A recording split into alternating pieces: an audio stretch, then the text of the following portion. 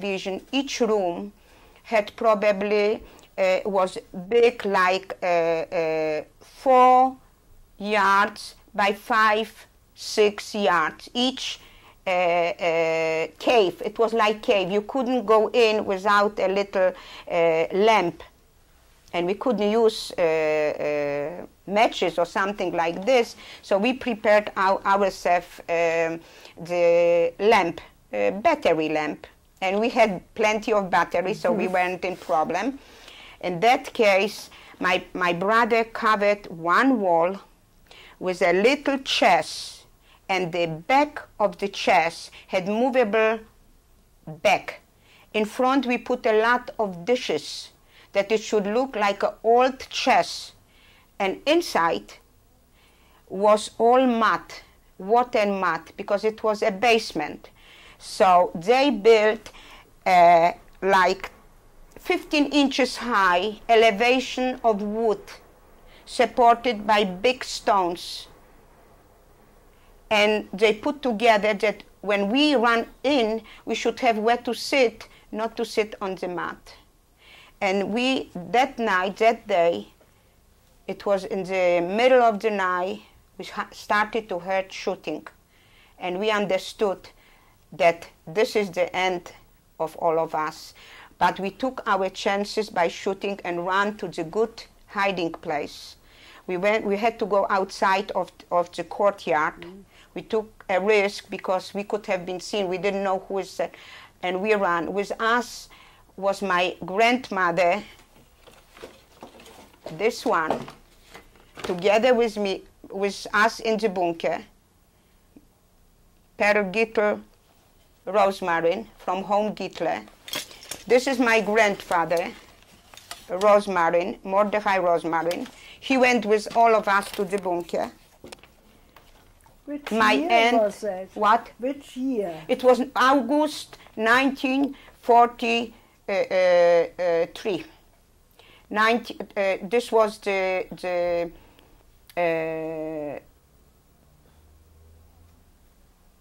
August 31st, exactly.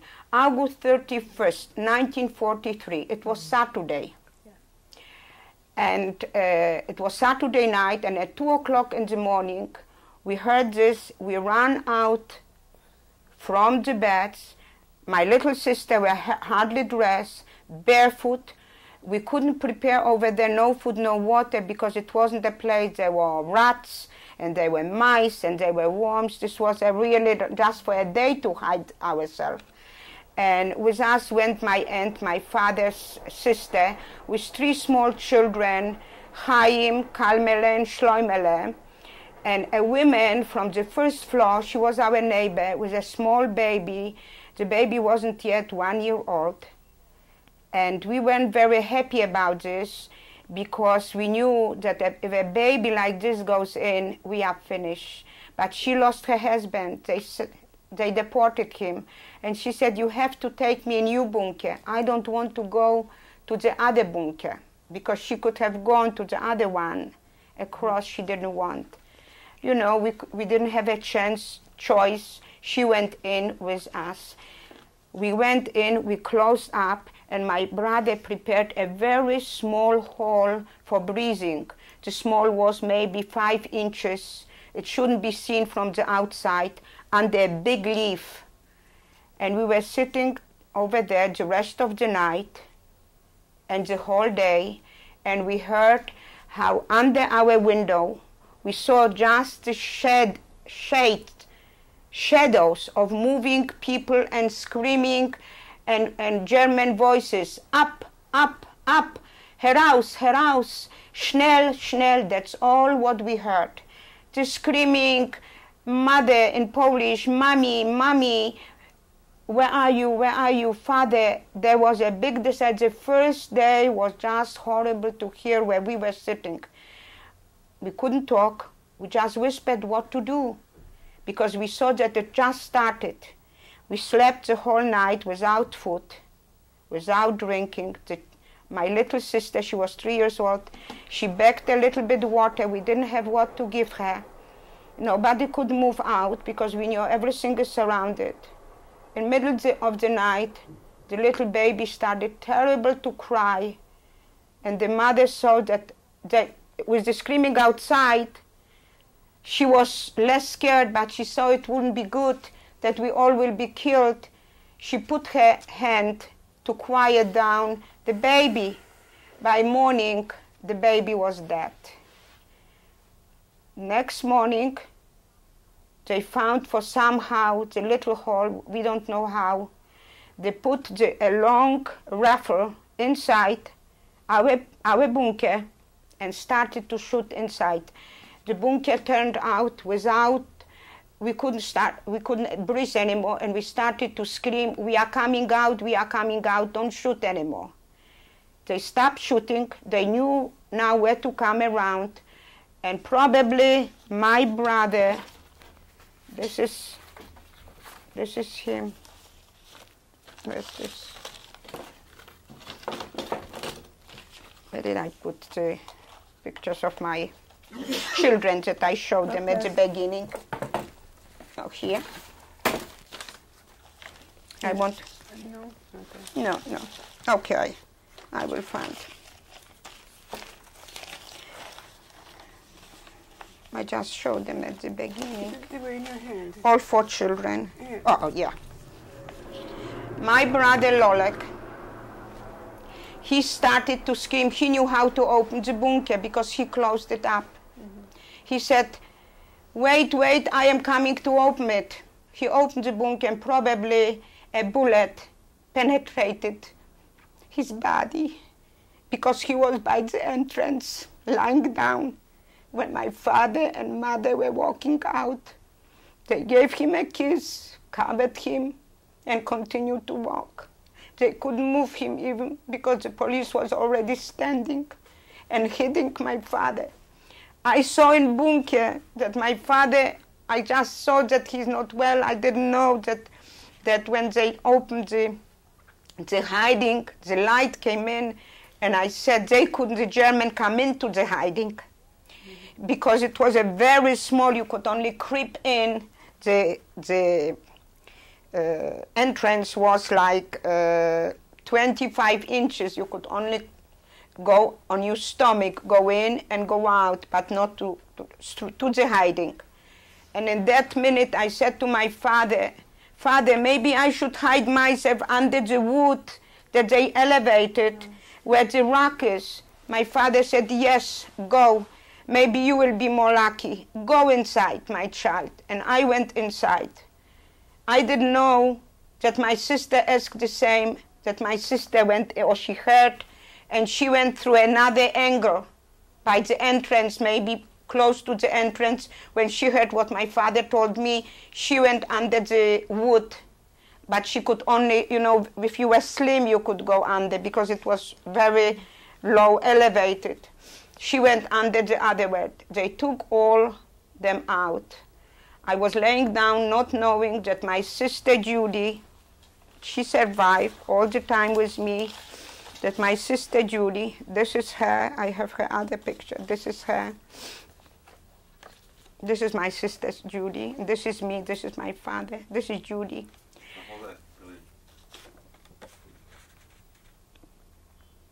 This is my sister Judy. She was by then, she was born 1943, 11 years, 11 or 12, something like this, I can now pinpoint, very young.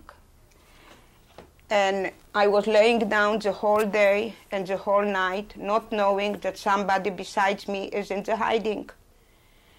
After 2 days, I heard a noise.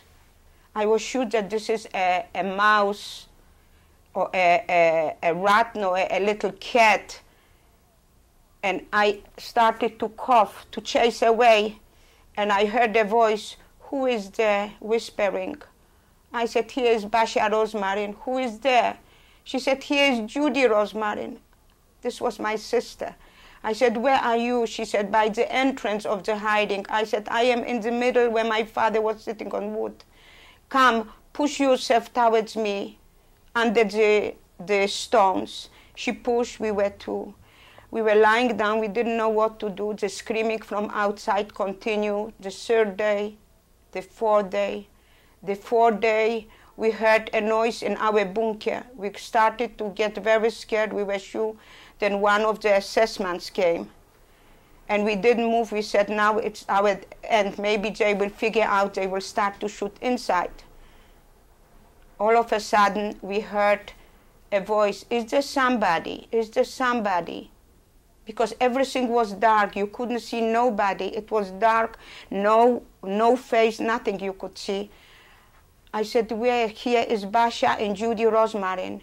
And then he said, here is Maniac. It was my brother. He had stayed in the bunker? When they took out everybody, they had, when they walked out, they were, I told you before, there were a lot of caves. So instead to go out with all my mother and the children, he decided to go in one of the caves. There were two bars of wood, and they were loose. They were loose. He ran inside and have hidden himself in a cave. They never went to that cave. So we told him where we are, under the wood that they built with my other brother. He was scared he might not fit in because he was more mature than we were. He was 20 years. We started to take out the earth. We said, don't come until we will not make a little groove that you will be able to go under. He came the fourth day. We told him, bring a little bit of water. He said, I can't because I can't go out. They are all around. It's full. They are taking still everybody out. There is no way I can bring any water.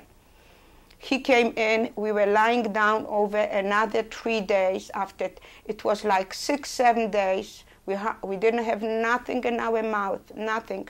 We had to make our facility the way we were lying down. We were all wet. We were all dirty. This is how we were 7 days. After the 7 days, we decided we have to come out of the hiding. So my brother said, no, listen, I will risk my life. I will go during the night to one of the apartments upstairs, and I will bring, let us wait more. Maybe they will leave the place after they will see, and then we will go to the other side, to the Polish side, and we will save ourselves. Maybe we will, this way it will be much better. We will run back to our factory. We listened to him. He was our oldest brother, Maniac. And he went out during the night, and he couldn't find nothing. He found a bag of sugar and a salty herring, and he found a little bit of water. So he filled the water in a little boutonniere that the soldiers are taking, green one, you know, such a little bottle that you are. He filled this out, and he brought the sugar, but he didn't understand that we cannot eat herring. So he said, no, no, this we shouldn't eat because we were so thirsty.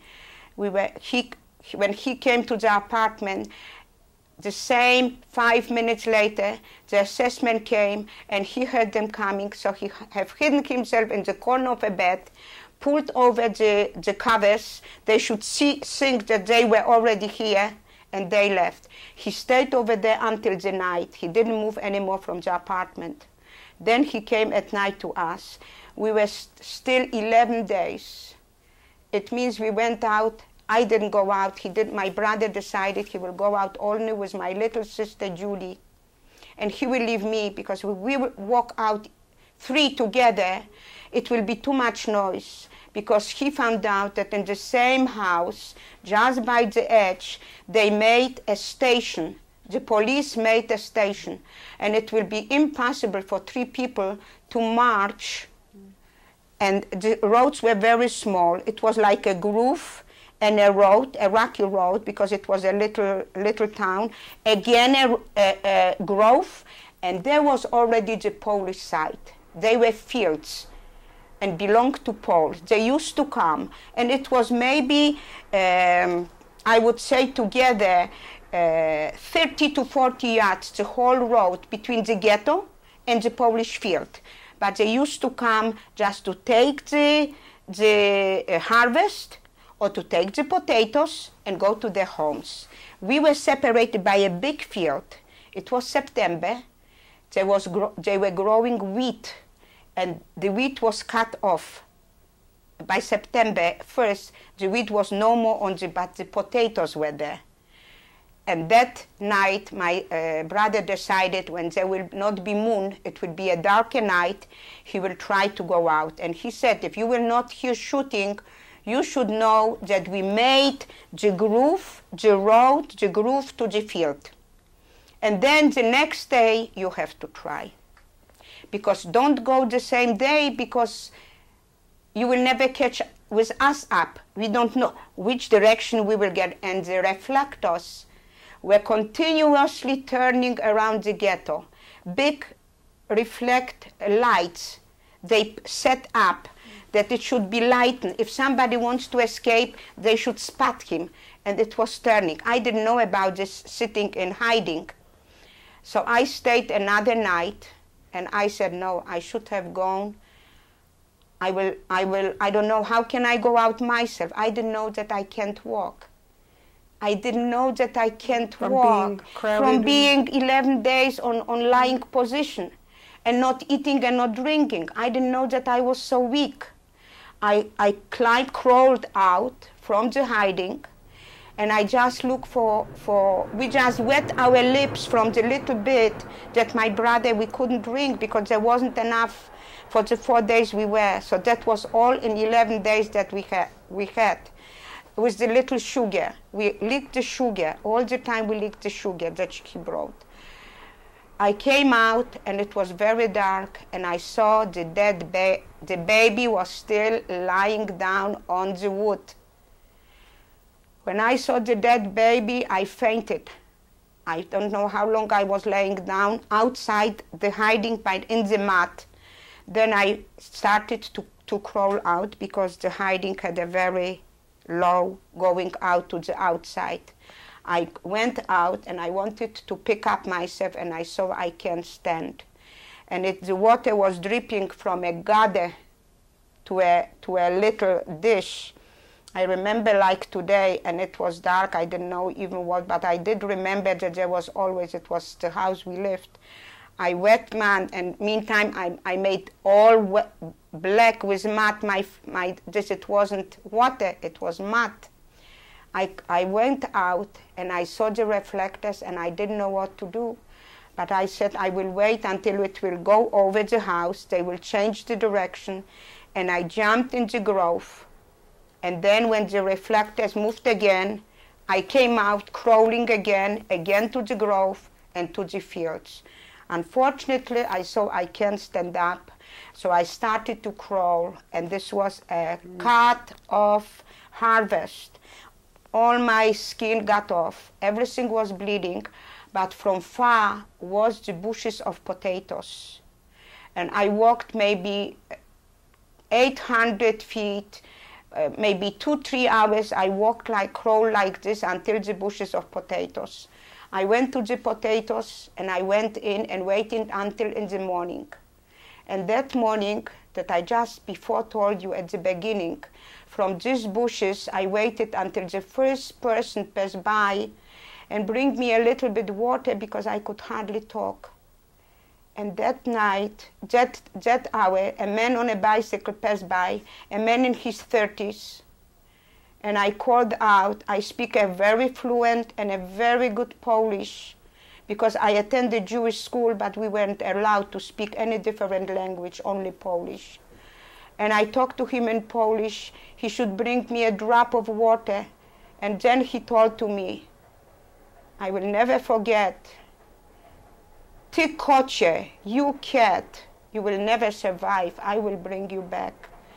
He went on the bicycle, went away, and came back. And through the bushes, I saw him. I said, my God, he's going to take me. And good enough, he came and pulled him by he screamed to me I should stand up. And I told him, I can't walk, I am weak. I was in hiding. He pulled me with one hand, my hurt, I should crawl, I shouldn't run away. I couldn't run anyhow. And with the other, he went halfway with his bicycle, where they cut and he left, because it was a cross. I could only cross across. He brought me back exactly to my house, to the station where the Germans were standing. It was, now I saw that they were really in our house, but at the beginning of the house, there was like a store, and this is where they had the station. And they brought me and dropped me down, and they said, you have another swine, you have another pig. They told me to get up. I said, I can't, I'm very weak, I didn't have nothing in my mouth. I could use a little bit of water, just have mercy, give me a little bit of water. They told me to go in the back of the house, the German, and they handed politely to the Polish man few cigarettes. He said, thank you, danke schön, and he walked away. I went in the back, and good enough, they were more victims like me. There were 2-3 families that probably during the day they gathered them. So I knew that meantime they will not shot me. I was sitting with them and I asked what's going on, if they could give me, is the time running away? No, okay. I said no. I said, what, could I get a little bit of water? And I didn't know how I looked after the 11 days. They looked at me and I smelled horrible. And they said, listen, go first wash yourself. 2 women got up. They covered me up, 2 Jewish women from the family they found. They were 4 or 5 small children. There was 1 man, I remember vividly, we went to many that day, it was the 12 days. Probably they went, they told me they found them also in hiding place. They said that that's all what today, every day they are finding somebody else. The women covered me with some kind of rags and they said, go wash yourself and we will give you something. We have another dress. And they gave me, I said, give me only to drink. They poured water over me on the head and I fainted again by the well. I don't know, they told me it wasn't too long. They gave me to drink the water. They dressed me up. They gave me a piece of bread. And then I started to talk, what's going on. They said, well, we probably will sleep over the night here in this place. And every morning they are coming with a truck and picking us up. And this is exactly how it happened. I slept that night. And I asked, an assessment came out. And I asked him if I could go, I live in this house, to take 1 or 2 pictures of my family. Because I live just on the 1st floor and I lost my whole family. I'm the only one. They said, no, nobody can live anymore the place. You cannot go. I said, I have money. I will show you where's the money. I will give you the money. Come with me. I need just a picture. I will give you, show you everything what is still hidden. No, you cannot go. And I never recuperate the picture, no 1 picture. I went in the morning with this family. We didn't know where they are taking us. And they took us to the other part of the ghetto, which was called Kamionka. I told you that Benjin was divided in 2 parts. The part that the whole Benjin was Kamionka. This was only a small part. They didn't have where to locate all the people from Benjin over there, so they created the lower part of Ghetto Środula. We came over there and there were still hundreds and maybe few thousand people walking around, like there wouldn't be a deportation. We didn't know what was going on. They explained us that all the people were deported and they left a couple of 100 people to liquidate the ghetto. And they are the people under the supervision of the Gestapo. They have to go to every apartment. They were instructed how to segregate the things from a house. Clothes separate, dishes separate. If they found something valuable, they have positively to give it to the German, otherwise they will be shot. In that case, I came over there, I looked at the people, I recognized a couple of them, and I told them that I'm very weak. I recognized my girlfriend from school, and she took me to her room. She gave me a pair of shoes, because my shoes were all really was crawling, and these were finished, because my brother brought us a dress in case I will go out. I should put on a dress. I didn't have hardly nothing, a clean dress and a pair of shoes. But it was already not good with my crawling. My girlfriend gave me a pair of shoes and she said, rest here 2-3 days. My brother is a policeman here, a Jewish militia, a Jewish guard here now. I said, is it possible that I should run away from this place? My sister Judy, my brother Manic, they are not here and they probably are in freedom, and we have an address. In case we are escaping, we should go to this Polish family by the name Kownacki. He was a judge, and we should get all the information to him and pick up the information from him. So I knew that I might know something from the Polish guy where we used to live. And my parents did for him a lot of favor when they were looking the German at the beginning of the war for Polish intelligentsia, intelligent people. My parents with 8 children risked their life and have hidden this Judge Kownacki. He was staying by us 2 weeks. But when I came from my hiding and I knocked at his door, he gave me 1 zloty, and my parents gave him money, and he didn't open even for a cup of coffee. I couldn't go and I had to walk down. This was the Kownacki. He just informed me later. I skipped from how I ran away. I was over there in Kamionka, and after 3-4 days I came to my strength. I washed myself, I bathed myself, and I decided by all means I will be not deported. I am going to run away again. And I told, her name was Jadzia Zezak. I remember vividly her name. And she said, you will go to my brother, I will tell him. And when you see a family that going out through a gate, they are going to escape. They paid a lot of money. You follow them up and they will never stop you because they will be scared that you might tell that they escape. Come with me to the gate, to the door, and stay here. I was staying over there a couple of days until I felt strong enough that I can undertake another adventure of saving my life.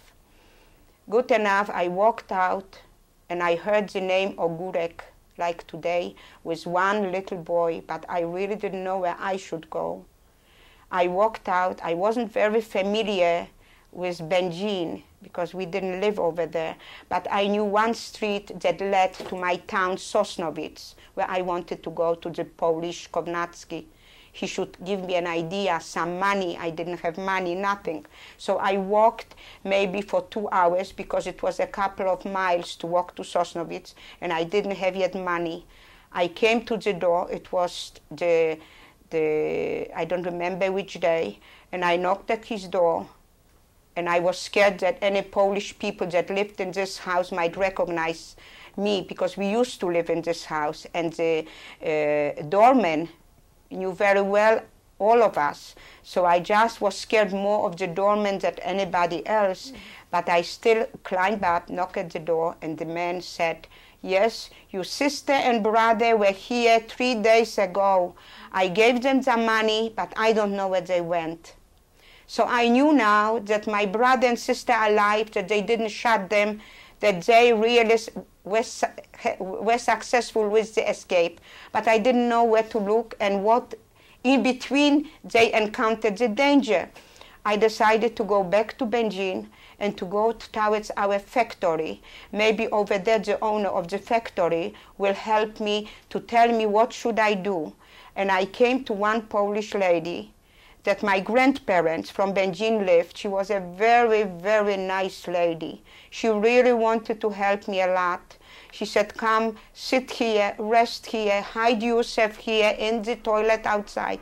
I will give you to eat, but I wouldn't advise you to stay here because our Polish people might give you out. She really wanted to help me out, but I see she was an older lady. She couldn't do too much, but she gave me some money and she gave me some food that in case I have to be outside, I should have some food to eat. But she said like this, you know what I heard? that during the day they are marching a group of Jews through the Małchowskiego street. How about you should go to the street Małchowskiego and you will see, they will recognize you that you are Jewish, you will give them a sign, you will tell them something. In that time I made my hair blonde, already in the ghetto, because my mother said maybe one day you want to run away as a Polish girl, you should be blonde. And I started my blonde hair already in the ghetto. My original color is brown, middle brown. And I walked as she directed me, and good enough, and she said, go towards 5 o'clock, because this is where they are going. I don't know from where they are going. I was standing on the street waiting for this group to pass by, and a Polish man passing by, he said, I think you look Jewish, you dyed your hair. I made believe that I didn't even make any reaction to him. I said, well, if you think so, I would be pleased to say yes or no, but go to your mother and complain to your mother. And I made myself very sure that he shouldn't see any fear.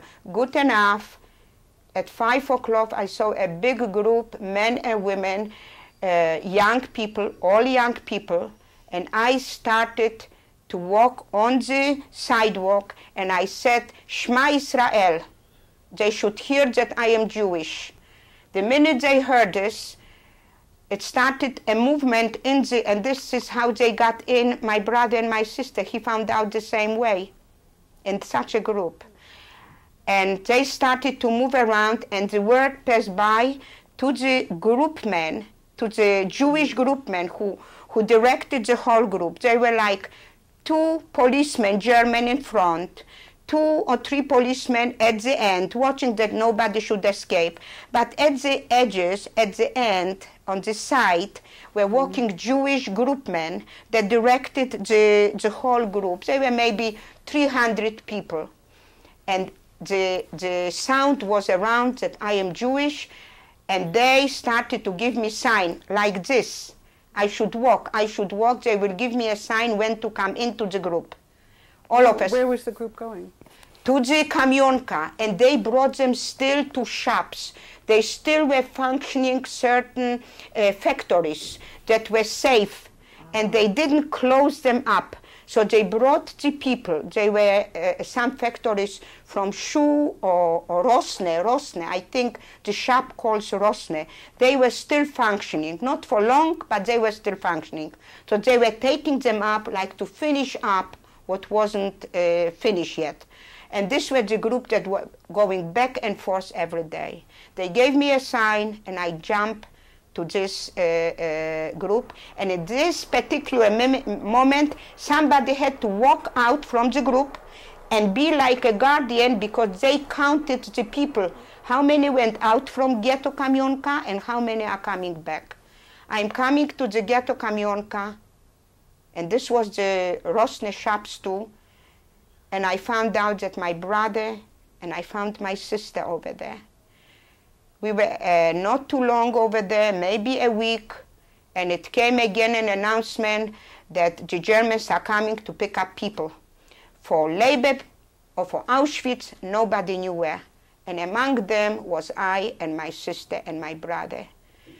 We were hoarded to the trains, and because we weren't hoarded to commercial trains, we knew that all the people to Auschwitz were hoarded to a commercial closed without air. We were brought to a regular trains. So we understood that there is something a little bit different. Maybe we are not going to Auschwitz. And good enough, we found out that we are going to Annaberg. And it was a transition camp, where people went through Annaberg, and then they were sent to many different camps. I came to Annaberg, and there were thousands of people working. Besides a transition, it was also a working concentration camp. And I found my uncle, my mother's brother, over there. When he saw us, he nearly fainted. But the first thing, you know, he was worried. And on our way to Annaberg, I have to mention it, I recognized 3 girls and they were from underground. There was Sarah Rotner and another two girls, I don't remember. They were wearing black veil to disguise themselves as Polish women. And we couldn't, nothing, and they heard that transport will go. They had a good contact with the camp, and sometimes they pick up very strong people from there to help them in the underground. And the train continued, nobody escaped, we couldn't communicate, but they just saw us and made like this, that they see us, that we are going away. Was that camp in Poland? Annaberg? Annaberg, no, it was under the German, Annaberg, it was already under the German occupation, yeah. How was before, I don't know. I have no idea how it was called before, but in my time it was Annaberg. I was only a couple of days, maybe 4 or 5 days. It came a new announcement, a new transport has to be shipped. My uncle started to cry, he wanted to keep us, he ran back and forth, nothing helped us, and we didn't have yet coat, nothing, no clothes. And he ran to the man whom he knew in Annaberg, and he got for us 2 coats and some clothes, that people came and had with them some bundles, and they weren't allowed to have too many things. The next day came cars, and we were like picked up maybe 80 girls, among them my sister and myself, and we were again put in a train, and again not a commercial train, a regular train. We were only in one wagon, and in the other wagon were normal people, normal German, children on the station with coffers, and I was looking through the window and I said, my God, how I envy them. I would want only to be free for 1 minute. They are all walking, free people, free children. I was only then also very young, dressed, not hungry, with their parents here. My sister and I had only the only brother. I was again separated. We continued to go. We were traveling a couple of hours until we arrived to a big, big camp, Camp Greenberg. We never heard about him. I don't know, maybe it's called in Polish Zielona Góra. I have no idea, I think so. But under German it was Greenberg. Excuse me, from Annaberg I went to Neustadt. It was a big building. It was in 1943, I was in Neustadt. I am arriving to Neustadt, and there is a big building, very clean looking, and girls are facing their noses against the window glass, and to my left I see another building, and there I see men, very poorly dressed. They were Russian prisoners, very like skeletons, just skeletons. No shirts, like the green coats and hats. I saw them just have, because they were all bending, the windows were longer than the windows from our camp, but we had nothing to do with this camp. They were going daily to work, barefoot, Russian.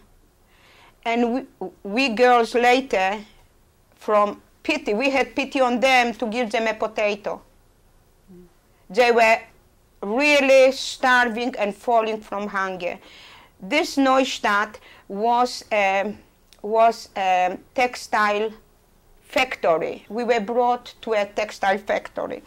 I have here just, I don't know if I will find, this is how was looked one textile factory. It's not from the original factory, but it just happened that I picked up one machine that exactly look like this. And we were 180 girls. We were brought, they were already 100 girls, and we were brought 80. So we were together 180 girls in Neustadt. I was working over there a couple of months, 7 or 8 months. We weren't called by the name, we were called by the number. I got a number, I can't recall or it was 118 or 119, but I was very close to my sister's number, one after the other. I was given 4 such big machines. I had to run from one machine to the other. We weren't allowed to stop for 1 minute, and the shift that was running, we had to watch that the shift shouldn't finish. We had to stop before it finished, because it would make sign in the fabric, and if it makes a sign in the fabric, it's a damaged fabric, and then we were punished. So we had to run before the machine stopped. There weren't computers like today to computerize. We had to work like more than a walking machine. By the end of the day, we were just finished. We got in the morning piece of bread. For the food, we got a plate of soup. We got only once a day a piece of butter and a piece of bread. The soup on Sunday was better. The soup on Sunday was better because it was a holiday that we didn't have to work. So we did work. There wasn't such a thing that we didn't work. We didn't work in the factory, but we had to clean like crazy the whole camp. We were given sticks, brooms that were made from branches of the tree. These were the brooms. And this is how we had to broom. We had to be on our knees and scrub the floors, which were white wooden floor. We had to clean all the toilets and to take turns. So it wasn't like we had a day off. But towards afternoon, it was a little bit better. We could only come together, talk to each other. But during the days and at night, they turned off the light. We weren't allowed to talk to each other. They put an hour, and that was it. So we only whispered. We didn't have too much communication because we were always watched, and we were forbidden to talk in Polish language. If we couldn't talk Polish, we should have talked Yiddish, because they claimed that Yiddish is very similar to German, and in that case, they can always find out what we are talking. This was how it worked. We had, at the beginning, we had a doctor woman that could take care of something, then they sent her away. We didn't have any medical supervision. If somebody had toothache or something, he had to live with this. There weren't pills. He had to suffer like this. But it wasn't still so bad. We found out later that it was still better that we continued to have it. On Sundays, we talked to each other. We remembered our good days. We talked, maybe there was still our future. We were so young. We had so many plans. I always planned to be maybe a dancer, maybe to go and perform. My dream was I was dancing very nicely. I was singing very nicely. I had dreams which were never fulfilled. It was cut off. Others were musicians. They played beautiful piano. Some painted beautiful. They were all skillful, intelligent children from good homes, had parents, unfortunate everything. But our hope was so, especially the religious. I have to give a credit to a lot of religious girls. They really supported the spirit of the camp. They believed in God, and they said there were so many miracles. We should never give up. We will survive. We should go ahead. We should help each other. We shouldn't be selfish, even in camp. We should share. If we have 2 dresses and one was only left with 1 dress, we should give away. So it was very good. You know, our spirit was always elevated. After a couple of months, it came another order, and her name, the Lagerführer, we gave her name Panienka, which it means spinster. And I don't have to tell you, she was an old lady in her 75. And she was so mean. She was so mean. She could hit, and she was walking with a stick. If she found one bed, just moved not anything that she, indiscrepancy. She asked whose bed it is, and she called the girl. First she could punish her, then she could take her away a meal, and then she could hit her. And this was more or less that we got already used to watch one for the other. If we saw something that wasn't like this, instead to wait somebody, we should do it to avoid just any punishment that was there.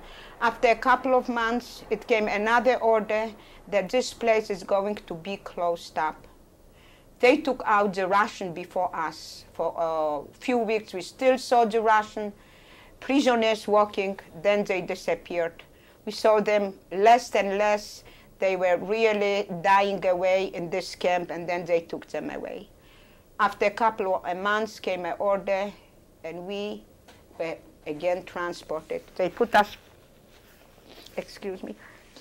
they put us again in normal wagons, and they transported us to Greenberg.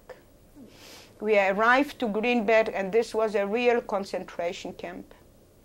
Very huge, big camp. We are arriving over there. We weren't allowed to go inside. We were gathered outside in the courtyard, 180 girls. We were standing over there nearly the whole day. We didn't know why. Later on, we found out that the Greenberg camp had also men department, that men are inside this camp and working in many fields. But the hour that we arrived, the men got order to be deported. So we had to wait until the men left the place, and then we will be able to be put in their place. We were standing until late afternoon. We weren't given nothing to drink, nothing to eat. Late afternoon, they took us around the house, and we got into the Greenberg camp. There was already 1,000 girls. We heard still the men talking through a door, and they were husbands and wife, that they were deported together, and they were now separated. So the screaming were going on through the door in Greenberg. I never met and I never saw anymore, because they didn't allow us to come in through the door that the men left. We came in later on. We were given a part of the camp, and one part of the camp we saw just skeletons, Muslims. They were the first girl that were deported to Greenberg in 1940. End of 1940, beginning of 1941, something like this. And they were from the first girl. I was already 2 years later. So they were falling apart completely. Some girls might have weighted like 60 pounds, 70 pounds. You didn't see more than eyes and a nose and bones. And we were heard that every few months, a few weeks, a car is coming and taking them away to Auschwitz. When we came, we were given a part, and the next day we were told to come outside, and we will be divided to our work. We were 180 girls, and good enough, in the middle of this camp is coming out a lady by the name Herta Goldfinger. This was the lady that lived across my house, and we were bringing to her every Saturday the Jewish traditional food, and her, not husband, but her boyfriend was the head of the camp, transition camp on the Składowa that I have here, the picture. Here. This is the Składowa transition camp in Sosnowiec, where thousands and thousands of Jews passed by. Any deportation that had to be made went mostly through this, or if they needed somebody, they right away came here.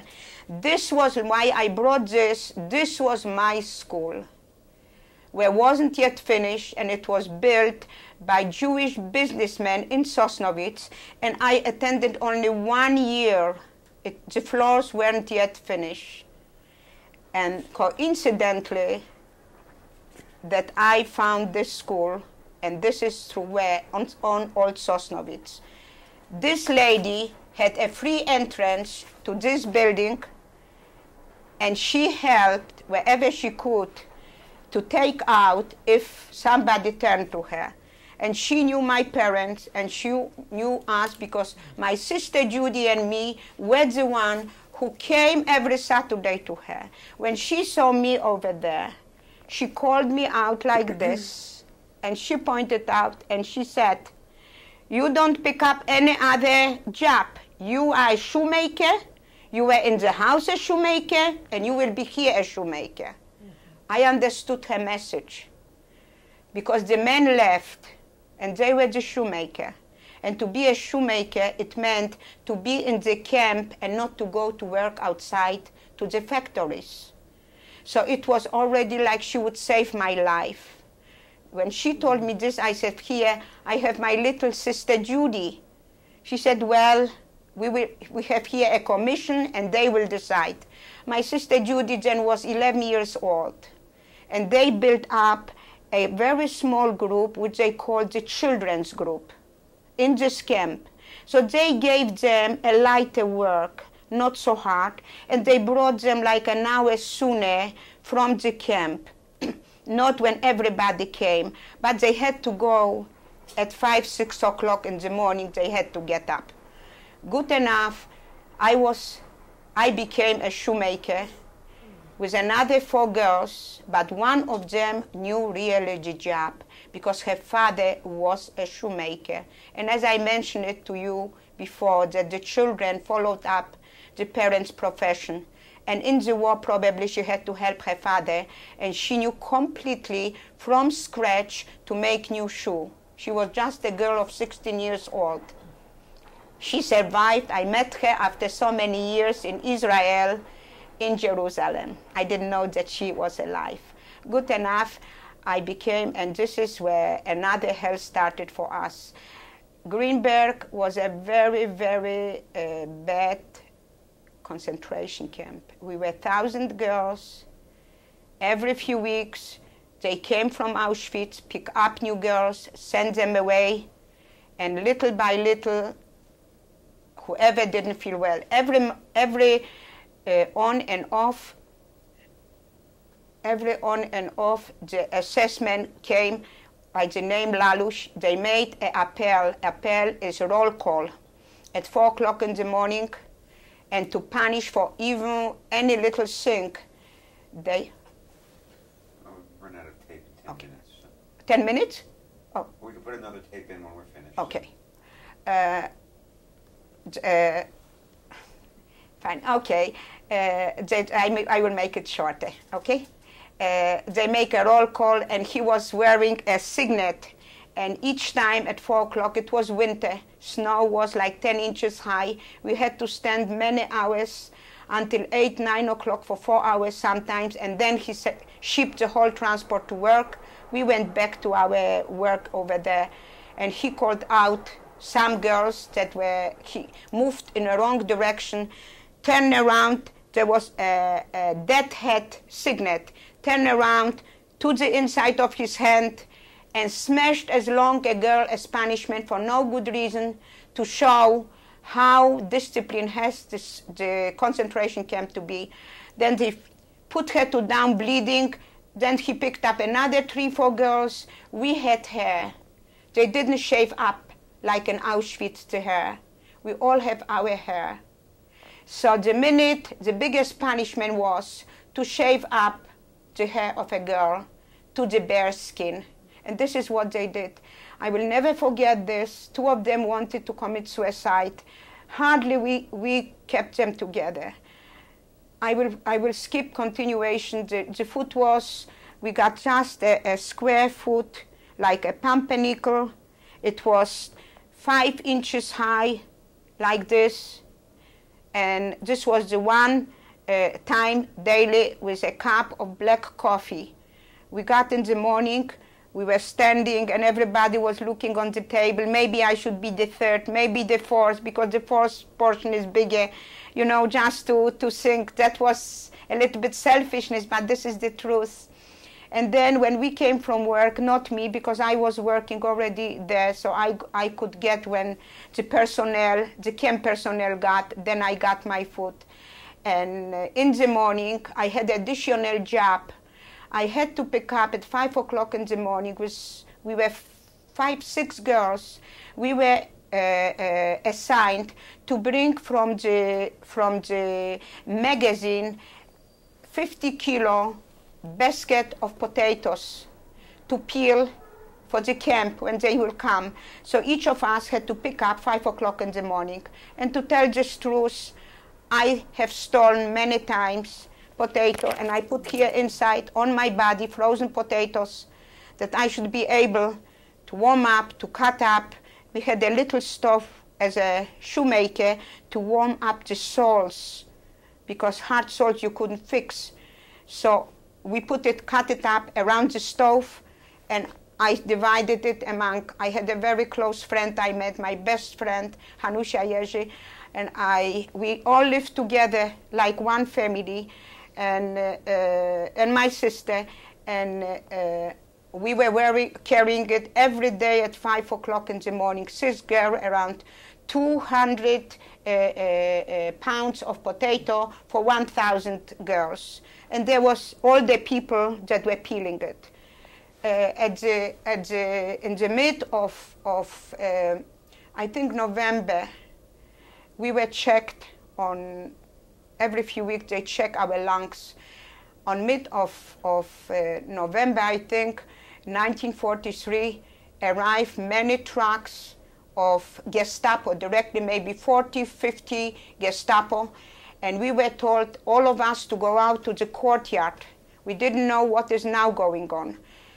Then, after an hour and a half, just a small group of 20 girls were caught inside the camp, and we never saw them out. I was the letter R, which was pretty by the, not an R stand for Rosmarin. So I never knew what's going on, because nobody came out once you went down. Finally, it came my turn with my sister 10.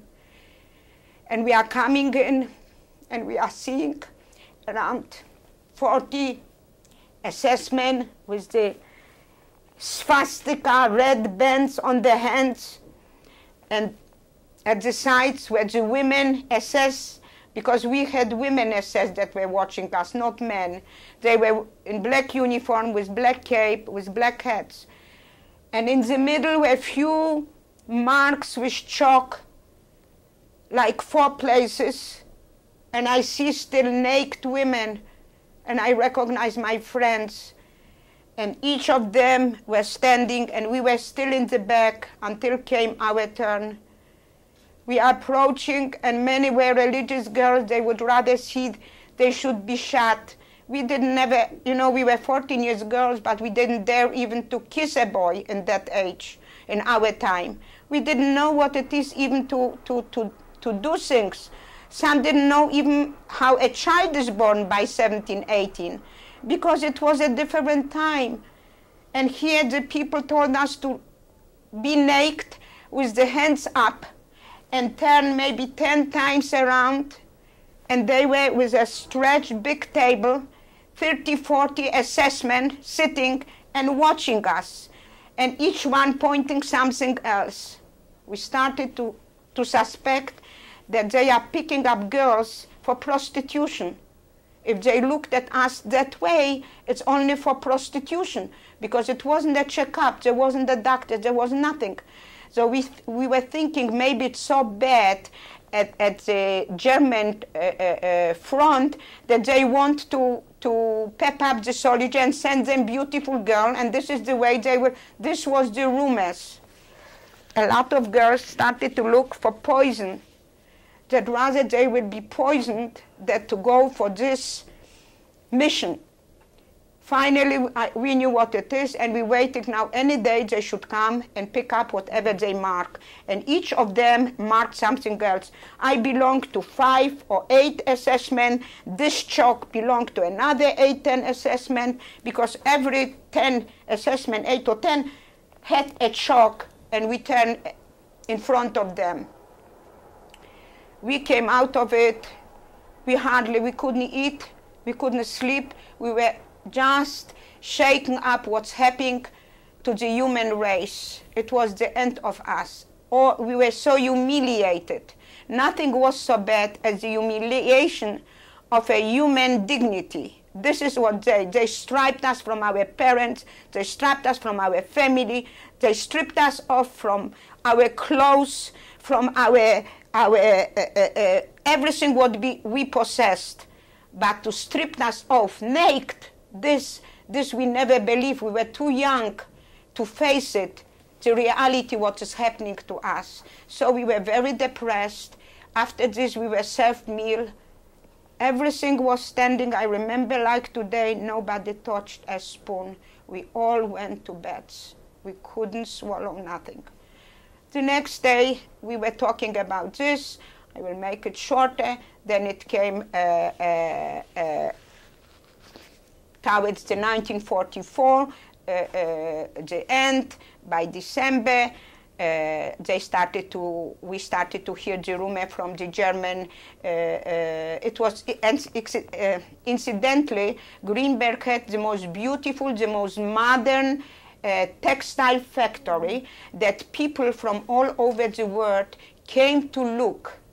Such a cultural country as Germany, people with knowledge, with science, this is what they did. They were men, the SS men by 30, age 30s, all young men, not one old man was looking over us. And the factory, the girls were working in this factory, in the textile, spinnerei, spulerei. They started from scratch. What did? They got in the war all the clothes from Auschwitz, all the shoes from Auschwitz. But the shoes, unfortunately, I got it. I was a shoemaker. And they collected where we were working on the shoe. So when I went to pick up from old shoe how to repair it for the 1,000 girls, we repaired as much as possible for the girls that were without shoes. We had to pick up from the dead people's feet. A lot of people sometimes said, oh my God, it looks like my mother's shoes. I would swear, I don't think so, but the imagination was so far. Because we always took, like every week, 20 pair of shoes or 30 pair of shoes, and they were heap of shoes. So they sent it to many concentration camps. And one of them was where I was